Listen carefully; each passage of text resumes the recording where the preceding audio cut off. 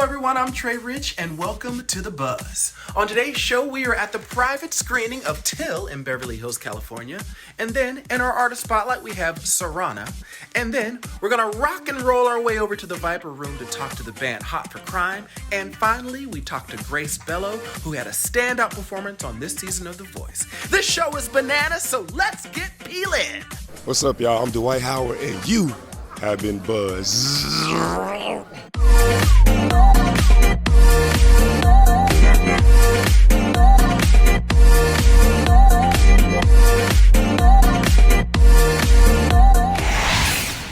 Before we get started, the entertainment industry lost one of its pioneers. Art Laboe, a pioneering voice in radio who created one of its most famous phrases, is dead after battling pneumonia. Art, who is credited with coining the phrase oldies but goodies, died on Friday night at his home in Palm Springs. According to his rep, he was diagnosed with pneumonia 2 weeks ago. Many of his fans are remembering the man who revolutionized radio broadcasts.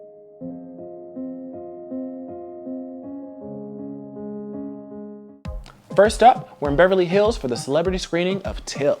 Till is a biographical film based on the true story of Mamie Till, an educator and activist who pursued justice after the lynching of her 14-year-old son Emmett Till in 1955. The film stars Danielle Deadwyler, Jalen Hall, Frankie Faison, Haley Bennett, and Whoopi Goldberg. We have some of the stars from the film on the red carpet as well as Till's family members. Let's take a look. Hey, it's Alicia Michelle here at a special screening for Till, the story of Mamie Till, Emmett Till's mother. We're going to talk about her resilience. We can talk to the stars of the film, the filmmakers, and some of the celebrities that had to come out today for this special screening here in Beverly Hills. Let's hit the red carpet right now. I want to talk to you about that boy. They've come for you.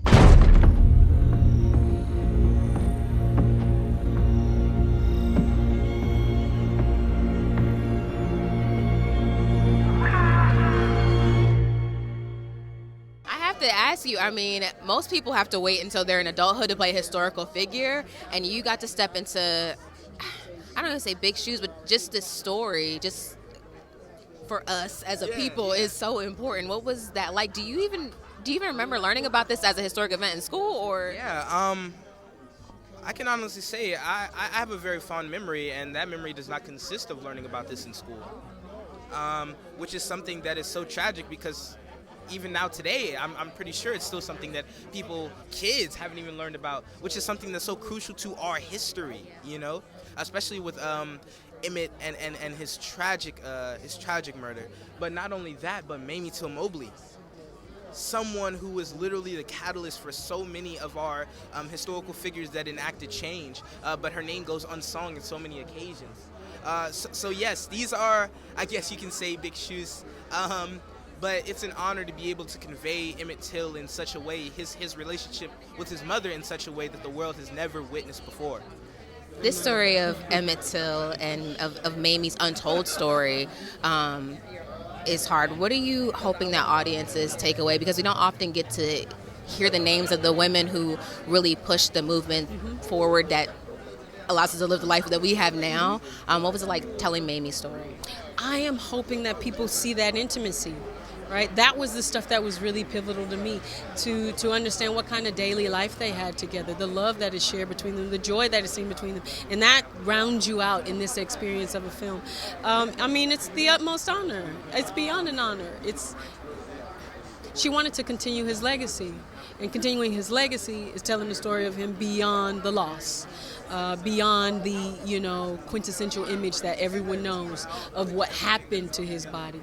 But there was life beyond that. There was life before it, and life is after that. And so I'm just excited that people get to witness what she went through and to understand that she's coming from a seemingly ordinary life and sought to do an extraordinary thing. Talk to me about what it was like when you got that script and you got to read it for the first time. Well, when I got the script and got to read it for the first time, I mean, of course, I'm bringing a lot of history. 1955, I was about 6 or 7 years old, and I wasn't fully aware of what the story was. Of course, there were newspapers articles and there were pictures, photos, but even that I wasn't, because I was protected as a youngster. So, and even when I learned about it in the history books, if you want to call it that, A version of it. A version of it. It was pretty simple. It was a throwaway. I mean, it was, they acknowledged the fact that it was an injustice and that it was a horrific crime, but that's it. They did not delve into the actual story that you're going to see with this film. The mother's plight, because she's so instrumental in the civil rights movement because of this. It will blow people away, and also you get to meet the family, you get to meet the uncle, you get to meet the cousins, you get to see all these people. They don't usually give that kind of detail. They want to give the sensationalistic version of it. So that's what an audience is in store for when they go see this film. They're going to not just get a piece of history, they're going to get an honest and full cut piece of history. As actors, you get to play fictional characters, but this is the real deal. You're playing the father of Emmett. So what was that like for you, that experience? Well, I mean, people don't know that Gene Mobley was Emmett's surrogate father. People don't know. Emmett had a full life and a lot of love at home. And people need to realize that he wasn't just like this name in history. He was a real person, Gene Mobley's character, taught him how to drive. They were going to drive after his trip to Mississippi. He was going to come back home, and they were going to drive to Nebraska, and he was going to let him take his turn on the road. Gene took Emmett to baseball games, And so I'm glad to play this role because people don't know anything about Gene and the importance that he had in Mamie's life, the importance that he had in Emmett's life. And it means a lot to me to be able to represent that for Gene himself and for his family. Art is what we have as a collective that binds us as a culture. As is music. As is music, right? And so the fact that you're able to play a character, you play Moses in this film, what was that like to get the call to participate in this? Well, it was great. As I've told some other folks down, it's just an honor to be involved in something that is historical, right? And trying to telling a truth about something that happened that we all kind of have either a fuzzy memory about or not a clear memory about. Because we've seen documentaries, short films, read books. This is a feature film giving you a whole story of Emmett Till, all the people around him, his life. And so it was important for me to be involved in something that was factual and historical and substantial, particularly for the black community. So when I got the call to do it, like I said, I would have played the caterer, you know what I mean? I just wanted to be a part of something. And as actors, we often get to tell stories, but they're fiction, because people write stories that may or may not be true. Or loosely based on the truth. Or loosely based on, but this is a true story that I think will have ramifications for the generation of the past, my generation, and generations into the future. There have been many stories about Emmett and about your family. What differentiates this particular film from the others? It focuses more on Mamie's pain. It focuses on what Mamie decided to do, especially when she said no. She told Gene, her husband, to go get his suit, and he says no. Why you want to go get the suit? She said, no, I want them to see how Bo looks. And that was the very reason. And that's what I want you all to see in the movie. I want you to see the pain of a mother, of a son, and how he looked and how she felt. And a good-looking boy. This is what this movie is about. This movie wants you to focus on how someone hates you so much and do to a 14-year-old child, and they still got away with his murder. That's what we want you all to see in this movie. The lynching of my son has shown me that what happens to any of us, anywhere in the world, had better be the business of us all.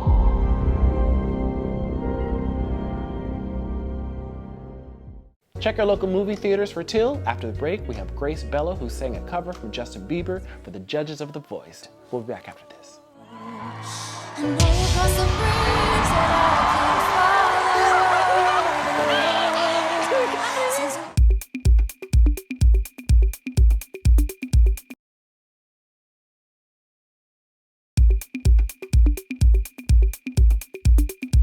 The Voice is underway, and soon they will be starting their battle rounds, ultimately leading to the lives that air sometime in November. But right now, we have singer-songwriter Grace Bello, who performed a 4-chair-turning rendition of Justin Bieber's Ghost. She fills us in on how she felt when she got such a great response. Let's take a look. Hello, my name is Grace Bello, and you're watching The Buzz. There's always tomorrow. I miss your touch on nights when I'm hollow. I know you've got some dreams that I can't follow. Since the love that you left is all that I get, I want you to know that if So I had auditioned twice before and didn't make it through, so I was a little discouraged and was doing college at the same time, so I felt I should just focus on school. Even though I want to continue auditioning, I just wasn't really feeling it because of my rejection. But my mom encouraged me. She said, you should audition again, do it online. You know, the virtual auditions are starting up again. You never know. This could be your shot again. So when I started contemplating it, because I had auditioned the second time and didn't make it, I already had contact information with one of the producers, and they actually asked me if I wanted to audition again. And I was like, no way, yes, like I would love to. And the process started from there. At this point, I just went in excited more than like desiring a certain outcome. I was just like, whatever happens, happens. I really want to pursue this, and if they like me, I hope that they like me and I make it through, great. If not, I'll try again sometime. Like I wasn't feeling that a specific thing had to happen, like I had to make it through. Like the other few times that I auditioned, I sort of saw it in just a more hopeful way, like whatever happens, happens. The very first time I got the email about the song choice, I wasn't confident. I was a little nervous because the way I like to sing it, the rendition I did, I was afraid it wasn't going to be met well on a TV show, that I thought I had to be very out there, and it's more of a slow rendition, you know, and it's very subtle. And I started doubting myself and overthinking it, and my mom encouraged me because I had posted that same song, a cover I did on YouTube, and it was received really well. I was like, okay, so maybe it won't be as bad as I think it will be. And when I got there, you know, the band really encouraged me and helped me too and made me feel good about it. And then I started getting really excited, and I was like, you know what, it's gonna go great. I love the song, and as long as I portray the message that I want to on stage, I don't really have to worry about anything else. And so as I was on stage, the lights are down and everything, I'm thinking of my Nona, because I was dedicating the song to my Nona and my faith. I believe in God, and so I was really just grounding myself in prayer, and also just like not expecting a chair turn. I think that's what helped me keep my mind off of myself. I was like,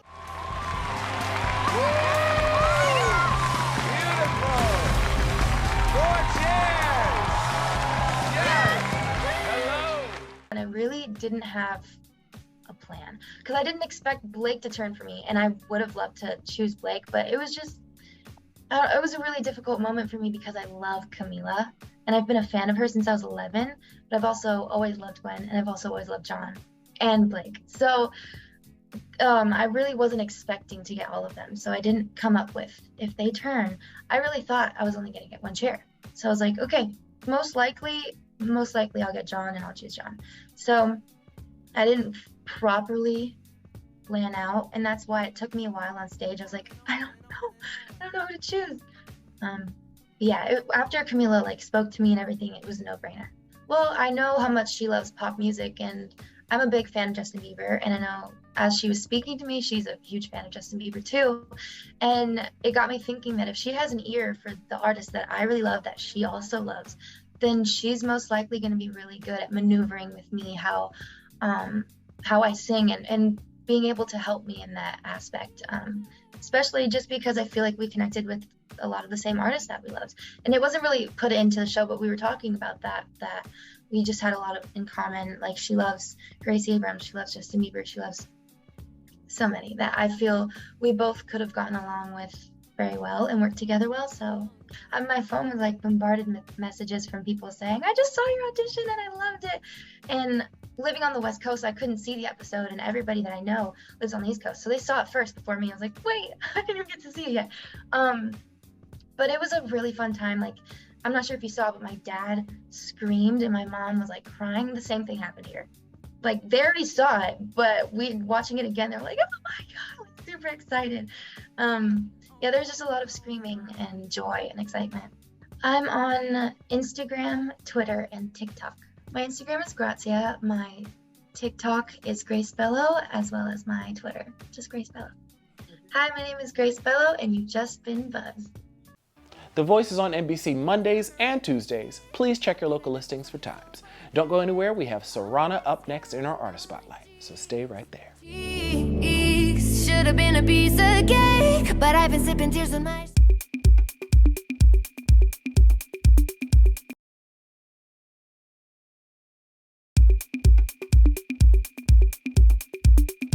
Romanian multi-platinum singer-songwriter Serana just dropped her new single, Happy Birthday Sadness, with accompanying video. She's responsible for hits with the Chainsmokers, Little Mix, Charlie XCX, and many, many more. Now she's cranking out hits for herself on Atlantic Records. We have her up next, so let's take a look. Hi, my name is Sorana, the girl with the light up hair, real life Sailor Moon. Painted on a red lipstick. How did I mess up something so perfect? All of my mascara running down my cheeks. Should have been a piece of cake, but I've been sipping tears in my champagne. Maybe all I wanted was to see your face, babe. I wanted to be an artist since I was 3. I was thinking about how am I gonna look, like what am I gonna sing. I've always thought about that. That drives everything for me. So basically I moved to London from Romania a few years ago, and I started doing writing sessions, a lot of them to like learn how to write in English, and I wrote like hundreds of songs and I can't keep all of them for myself, so I started pitching some of the records to other artists, or also some records didn't feel like me, so I gave them to other people, and I was fortunate enough that those artists like Chainsmokers, Galantis, Lil Mix, David Guetta loved my songs and related to them and wanted to put them out. So that's amazing. I can't stand this happy birthday sadness. Don't know why I'm feeling like it's you that I miss. Blowing out these candles and tonight. I don't think I ever let a song go that I really feel I connect with.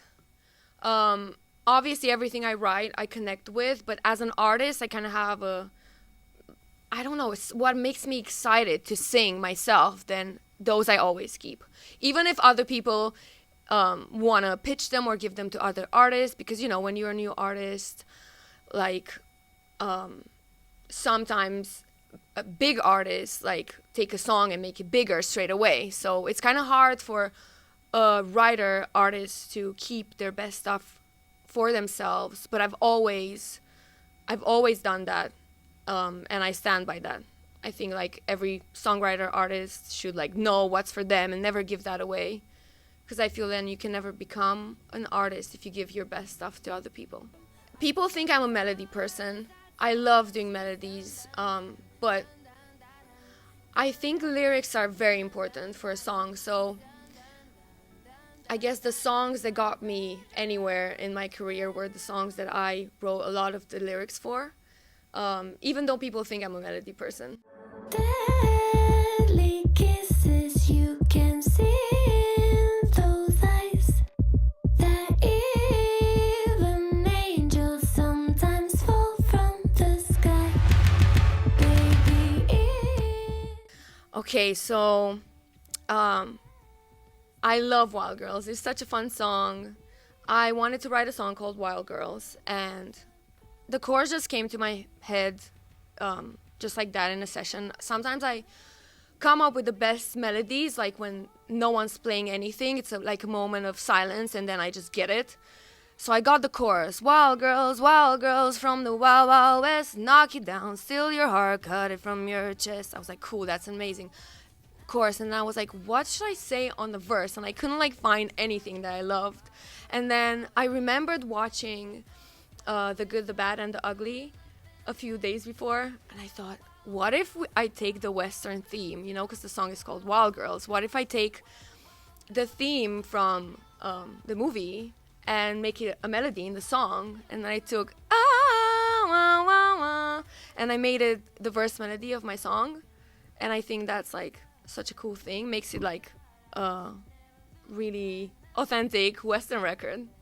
People think I'm a melody person. I love doing melodies, but I think lyrics are very important for a song. So I guess the songs that got me anywhere in my career were the songs that I wrote a lot of the lyrics for, even though people think I'm a melody person. That mix they playing, my disco heart is breaking under the only dark cloud in the sky. I can't stand this happy birthday sadness. Don't know why I'm feeling like it's you that I miss. So my new record is called Happy Birthday Sadness. It's actually my birthday this month. I wrote this record because I always feel kind of sad on my birthday. And I know, speaking to my friends, and like, there's always like one birthday party where you feel like sad or like, I don't know. And I thought about the fact that all birthday songs are happy. But what about when you feel like lonely on your birthday? Or what about when you miss your family or miss your friends? Or for me, I just moved from country to country so many times that I always miss someone on my birthday.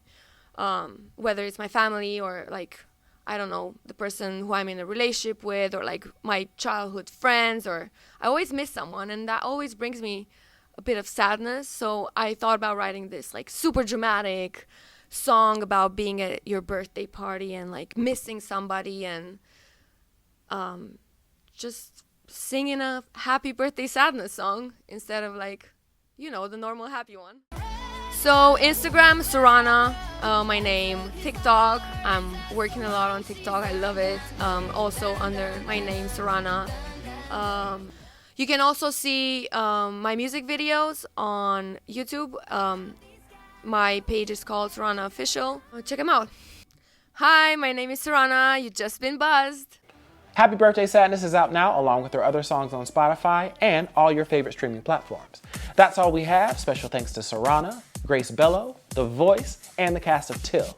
Don't forget to like us on Facebook, follow us on Twitter, and double tap us on Instagram, all at buzzed_access. Before we go, we have the band Hot for Crime give us the lowdown on their new project and the new rock revival as they perform songs from their upcoming album at the world-famous Viper. I'm Trey Rich. Love and light to you all. I'm Mick Dorn, singer for Hot for Crime. Thanks for inviting me.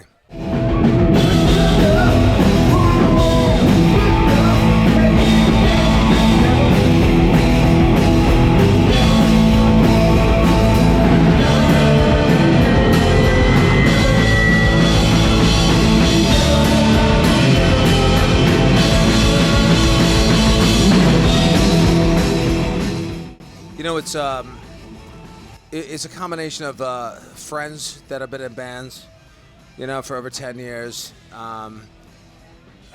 Us all having intense relationships that led to the creation of a bunch of really good material. And the material kind of had to come out, which we found was just like so ubiquitous between us and the rest of the world who have these relationships that lead to music. And the music that we put together just ended up being super powerful. So we're super excited. Politically right now, I think like with this, when you're in an environment like this where this is the same environment, you know, where the Rolling Stones came out in the 60s, like with the political upheaval with Vietnam, and then the Sex Pistols came out, you know, in the 80s with everything that was going on, you know, with Reagan and Thatcher. When you have these really fucked up political environments where you have this this socio-economical divide between the rich and the poor, it creates amazing music. Unfortunately, we have to get there, but it's really time. And so, it just so happens that this band's come together, at a time of where rock and roll can once again become the dominating music on the airways, and I think it's happening like right now.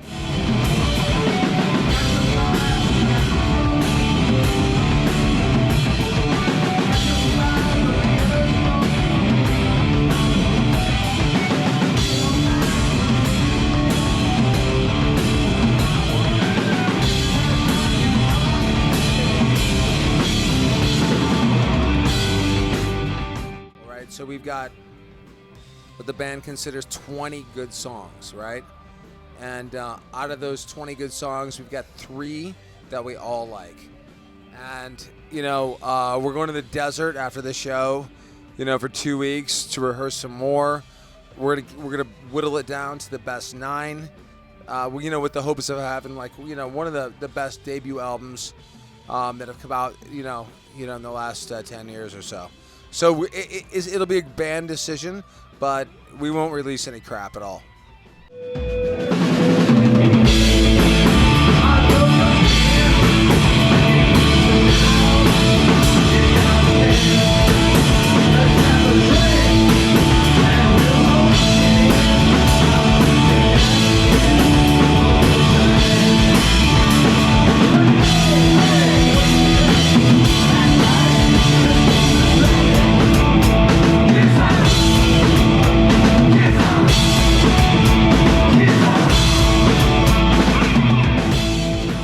There's a song called Kisser, which is actually about a relationship. Kind of the chorus is, because she's the greatest kisser. You know what I mean? That's really big with guys and girls. And there's a song Never, which is super catchy too. So one of those two, we'll kind of work that out. And then there's Irish Style, which is, kind of, an anthem / rock and roll tune. But if you ask out of the 5 members of the band, 4 of the guys think it's going to be Kisser. I think it's going to be Never. We'll see how it goes. For more stories and extended clips, go to thebuzzallaccess.com. I'm Trey Rich, and you've just been buzzed.